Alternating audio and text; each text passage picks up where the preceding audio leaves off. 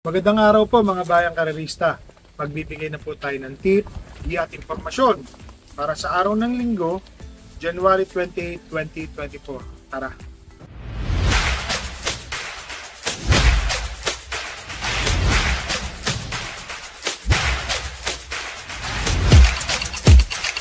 So mga bayang karerista, kintaya po natin na winner take all.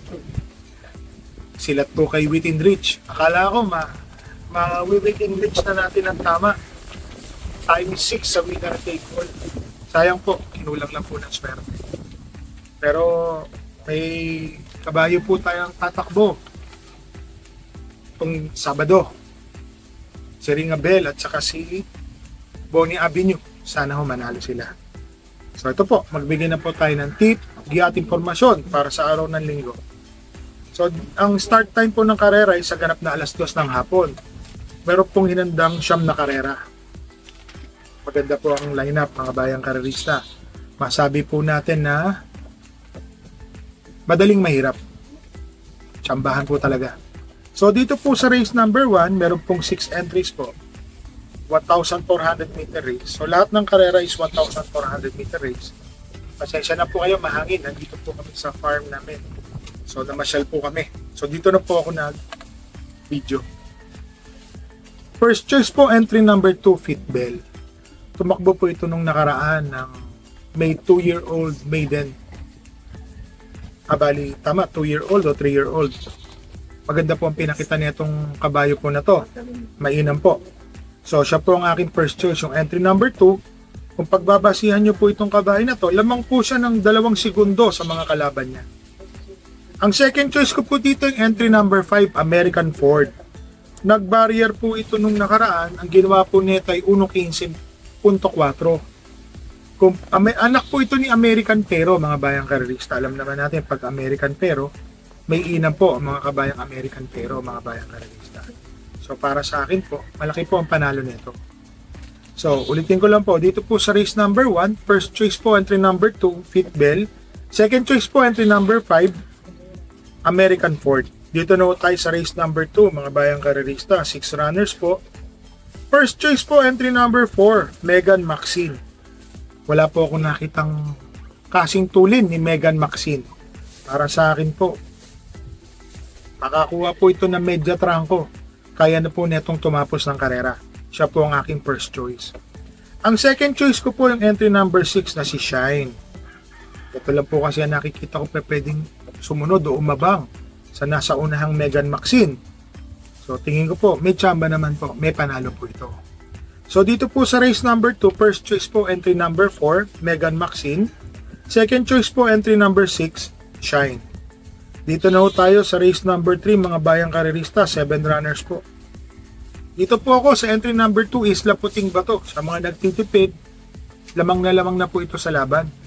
Masyado pong konti yung magsisitakbo. Tingin ko, makakadaan po ito. Kahit sa likod, sa labas, kayang-kaya na po niyang talunin to dahil hindi na po ito matatraffic. Tingin ko lang po yan, mga bayang karerista.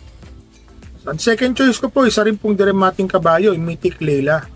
Alam naman natin si Mythic Leila po. Mainam po ito, ngayon po rating 12 na rin po ito. So sa tingin ko po, magandang laban pong ibibigay nito doon po sa entry number 2 na Isla Puting Bato. So dito sa race number 3, first choice po entry number 2, Isla Puting Bato. Second choice po entry number 7, Mythic Leila. Dito na tayo sa race number 4, mga bayang karerista. 8 runners po. First choice po entry number 7, Easy Does It. Nung nakaraan tumakbo po ito, hindi po maganda ang pinakita. Dumamba po kasi sa alisan and then naiwan po. Numero 1, ganun pala itong kabahay na to. Pag nasa 1, naglolo ko, nagiging frisky. So, doon po ang tinatalo nito, mga bayang karerista. Ang second choice ko po dito yung entry number 3 na si King Tiger. Ito po kasing si King Tiger, matulin to, alam ko. Marunong din sumunod. Ang kinakalaban nito, stakes campaigner, mas veteran po ito kaysa kay Easy Does It. Nilagay ko po sa second choice. Kasi parati pong sa 1,000 meters sa sprint, si Gold Yamado po ito eh. So, nilagay ko po siya na second choice. So, dito po sa race number 4, first choice po, entry number 7, Easy Does It. Second choice po, entry number 3, King Tiger. Dito na tayo sa race number 5, mga bayang karerista, 12 runners po. First choice po, entry number 12, Easy Way. So alam nyo, nagtanong ho tayo kung anong nangyari kay Easy Way. Akala ko namili itong kabayo na to. Parang having some troubles po ito eh. Pero nagtanong-tanong tayo, sabi ng trainer ko, walang diferensya, maayos yung kabayo, matino, magaling. Nung nagpunta po ako, nanonood po ako ng ensayo ng mga kabayo ko, naturo sa akin to ng trainer ko. Ganda ng itsura po netong Easy Way. Tingin ko, magandang dihado po ito rito. Dahil yung tumakbo po ito nung last race, yamado po sa lahat na talo. Nakipaghabulan po ito kay Mayton. Ngayon wala akong ganung katulin maliban kay Sister Moon. Tingin ko magandang laban po ang ibibigay niya ito ni Easy Way. Siya po ang aking first choice. Ang second choice ko po dito yung entry number 2 and 2A, Mahus Sayay at 2A Noble Touch. Kasi dalawa po ito. Yung Mahus Sayay po, mainam po yung kinilos nito nung nakaraan. Tapos yung Noble Touch po, na pwede yung sumunod na tersero, kwarto, pwesto, striking distance po itong dalawang kabayo na to. Ang third choice ko po yung matuling kabayo na entry number 1, AP Factor. Nung nakaraan kasi hindi nauna. Ngayon nasa balya, baka ibirit na po ito nasa balya. Alam niya naman sa karera, minsan pwestuhan po yan. Nasa pwestuhan na maganda po yan mga bayang karerista. So naglagay po ako ng third choice. Siya po ang ginawa kong third choice. So dito sa race number 5, first choice po entry number 12, Easy Win. Second choice po 2 and 2A, Mahus Sayay and 2A Noble Touch. Third choice po entry number 1, AP Factor. Pasensya no, malakas po talaga ang hangin dito. Open po eh. So dito na tayo sa race number 6. First choice po, entry number 2, Sinag. Bakit to?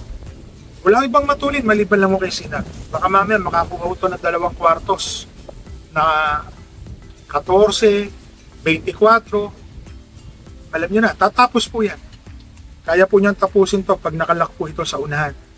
Kahit na magdatingan pa sila, napakalakas nila, kaya po silang talunin Sinag. Basta yung kalkula ko, makakakuha to ng 2 kwartos na hindi nahirap.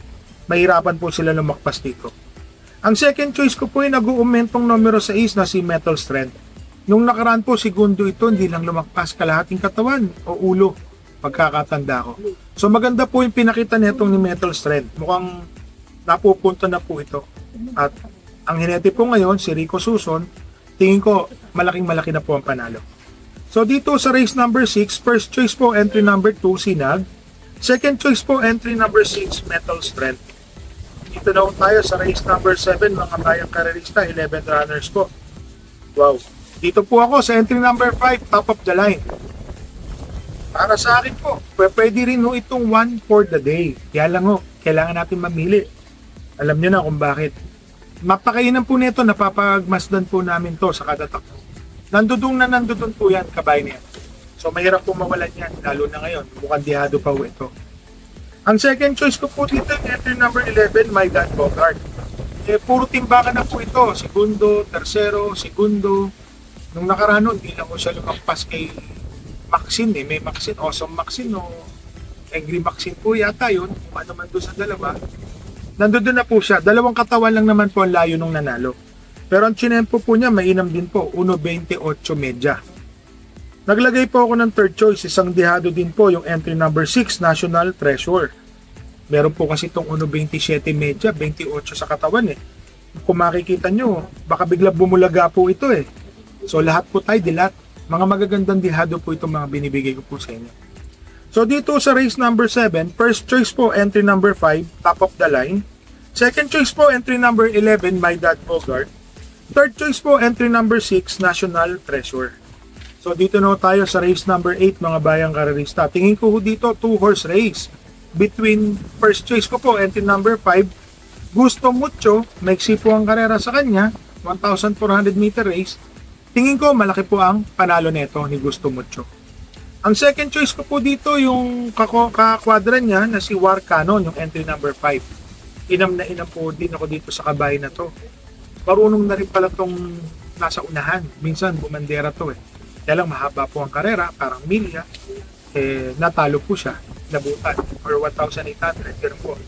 Pero dito po sa race number 8, first choice po entry number 7, Gusto Mucho. Second choice po entry number 5, War Cannon. Dito na tayo sa race number 9, mga bayang karerista. First choice ko po, entry number 9A, Don Lucas. Ang baba na po sa laban nito, mga bayang karerista.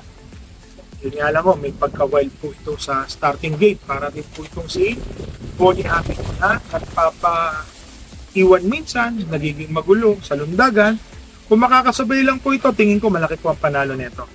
Ang second choice ko po, entry number 10 na si El Mundo. Deremating kabayo. Magaling na kabayo po ito. Kailangan linggo-linggo tumatakbo to. Mainam po ito. Ang third choice ko po, entry number 3 na si Sandan, mga bayang karerista.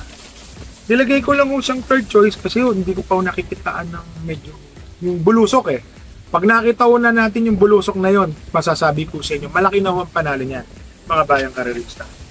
So, dito sa last race, sa race number 9, first choice po, entry number 9, Don Lucas, 9A. Second choice po, entry number 10, El Mundo. Third choice po, entry number 3, Sandan. So, shoutout lang po tayo, mga bayang karerista.